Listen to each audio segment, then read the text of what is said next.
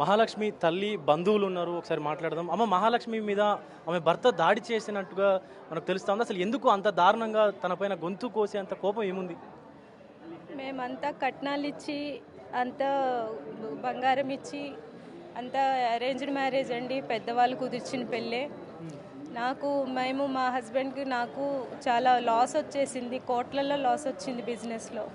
So ఇంకా వెనక 2 పిల్లలు ఉన్నారని మా పుట్టింటి వాళ్ళు కొంచెం ఫోర్స్డ్గా పాపకి పెళ్లి చేశారు. పెళ్ళికి ఏదైతే కుదుర్చుకున్నామో వాళ్ళు ఉప్పల్ షిఫ్ట్ అయ్యారు. సో మేము చుట్టుపక్కల ఎవరిని ఎంక్వైరీ చేసినా కానీ మాకు తెలియదమ్మా, మొన్నే వచ్చారు వాళ్ళు, మాకు తెలియదమ్మా అన్నారు. అబ్బాయి బ్యాంక్లో కూడా ఎంక్వైరీ చేస్తే జాబ్ ఉందన్నారు. సరే, అబ్బాయికి కూడా వాళ్ళ ఫాదర్కి ముందు వైఫ్ కొడుకు అంట ఈ వేణుగోపాల్. సరే, తల్లి లేని పిల్లోడు కదా, కొంచెం బాధ్యతలు తెలుస్తాయి. 26 ఇయర్స్కి జాబ్ చేస్తున్నాడంటే బాధ్యతతో ఉన్నాడు. మన అమ్మాయిని ఇస్తే కొంచెం పర్లేదులే, వాళ్ళ ఫ్యామిలీ ఎలా ఉన్నా మేము కూడా లాస్ అయ్యాం, వాళ్ళు అలాగే లాస్ అయ్యి ఉండొచ్చు. పిల్లోడు బాగుంటే చాలే అనుకున్నాము. మ్యారేజ్ చేశాము. చేసిన 1 వీక్ బాగానే ఉన్నారు. 1 వీక్ కూడా లేదండి, వాడు 2-3 డేస్ నుంచే స్టార్ట్ చేశాడు. స్టార్ట్ చేస్తే మా అమ్మాయి ఏంటంటే, మమ్మీ మీ పరిస్థితి ఇలా ఉంది కదా, నేను వచ్చి మీకు బర్డెన్ అవ్వడం దేనికని చెప్పి, మీ పరిస్థితి బాగాలేదు, ఇంకా మళ్ళీ మిమ్మల్ని ఇబ్బంది పెట్టడం ఎందుకని చెప్పి ఆయన ఎంత బాధలు పెట్టినా కూడా తనలో తానే దిగమింగుకుంది. మేము చాలా సార్లు బలవంతంగా మా అమ్మాయిని మేము తెచ్చేస్తున్నాం. మళ్ళీ అమ్మాయి మార్చుకుంటాను మమ్మీ, నేను వెళ్తాను అని చెప్పి మళ్ళీ వాళ్ళ హస్బెండ్ దగ్గరికి వెళ్ళడం జరిగింది. తల్లి సిచ్యువేషన్ చూసి సరే చూద్దాంలే, మారతాడేమో పెళ్ళైన ఎమ్మటే ఎవరు అందరూ ఇలాగే ఉంటారు కదా, మార్చుకుంటానేమో అన్న ధైర్యంతో వెళ్ళిందండి అమ్మాయి. తల్లి లేదు కదా, తల్లి లేని ప్రేమ వాడికి తెలుస్తుంది, భార్యను బాగా చూసుకుంటుంది అన్న ఒక్క కాన్సెప్ట్ మాలో ఉండిపోయింది. సరే, తల్లి లేకపోతే ప్రేమ ఉంటుంది కదా ఎవరికైనా, అది భార్య మీద చూపించవచ్చు కదా, మంచోడు కదా అనుకున్నాం. కానీ వీడింత వాడు అసలు ఎలా ఉంటాడంటే అదొక రకం అండి, అసలు మాటలు చెప్పలేము.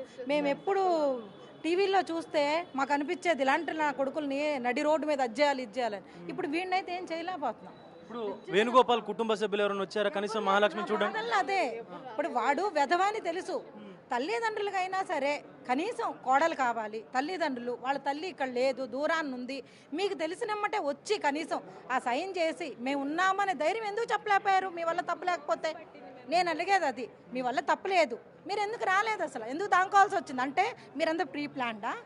వాడిని మీరు ప్రిపేర్ చేస్తున్నారా? ఈ రోజు కాదు, 1 రోజు కాదు, 2 రోజులు కాదు, పెళ్ళై సంవత్సరమేనండి ఖచ్చితంగా అయింది. ఈ సంవత్సరంలో ఎన్ని గొడవలు, ఎన్నిసార్లు సర్ది చెప్పి ఒక మంచి ఫ్యామిలీ నుంచి వెళ్ళిన అమ్మాయి కదా, ఇంకా అంటే దాని మీద ఎలిగేషన్స్ ఏంటంటో చెప్తాడు, ఏంటంటో మాట్లాడతాడు. అంటే మేమందరం ఏదో ఒకటి వచ్చి మాట్లాడతామా అని. ఏం మాట్లాడతామని? మా బిడ్డ గురించి మాకు తెలీదా? నువ్వు 10 లక్షల కట్నం తీసుకున్నావు, 15 తులాలు బంగారం తీసుకున్నావు. బహుశా దాన్ని చూసుకొని కూడా వాడికి ఆ ధైర్యం ఉండొచ్చామని మేము. ఒకడు సుచిత్ర దగ్గర ఎవడో ఉంటాడు, వాళ్ళ అత్త కొడుకని, వాడొకడు. వీళ్ళందరూ కావాలని చేశారేమో అని మాకు అనిపిస్తుంది. అసలు ఆ పిల్ల ఏం తక్కువ అండి, ఏం తక్కువ చేశాం అంతే. వీళ్ళే అంటే నేను వెళ్ళి లోపల కూర్చుంటే నన్ను ఏదో ఒక రకంగా తీసుకొచ్చేస్తారు బయటకన్నా ధీమా వాళ్ళకి అనిపిస్తుందే కానీ పశ్చాత్తాపం అనేది లేదండి. నా కొడుకుని ఏం చేయాలి చెప్పండి? నీకు నచ్చలేదు వదిలేయి, నీకు నచ్చలేకపోతే వదిలేయి. మా బిడ్డని మాకు అప్పు చెప్పొచ్చు కదా.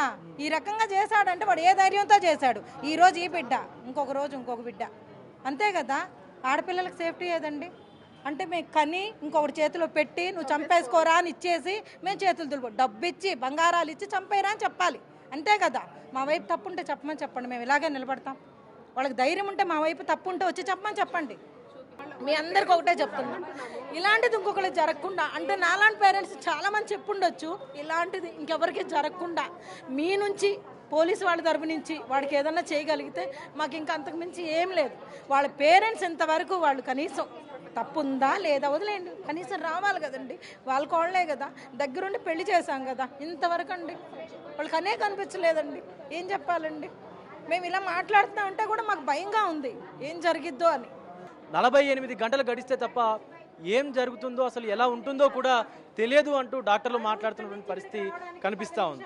సో కేవలం 10 నిమిషాల దూరంలోనే ఉంటున్నారు ఇటు మహాలక్ష్మికి సంబంధించినటువంటి మామ, అలాగే ఆవిడ కుటుంబ సభ్యులు. కానీ వాళ్ళు మాత్రం ఒక్కసారి కూడా ఇక్కడికి వచ్చి చూసిన పాపాన పోలేదంటూ కూడా మహాలక్ష్మి కుటుంబ సభ్యులు ఆవేదన వ్యక్తం చేసినటువంటి పరిస్థితి కనిపిస్తూ ఉంది. వీడియో జర్నలిస్ట్ హరీష్తో విజయ్, బిగ్ టీవీ, నాగోల్ నుండి.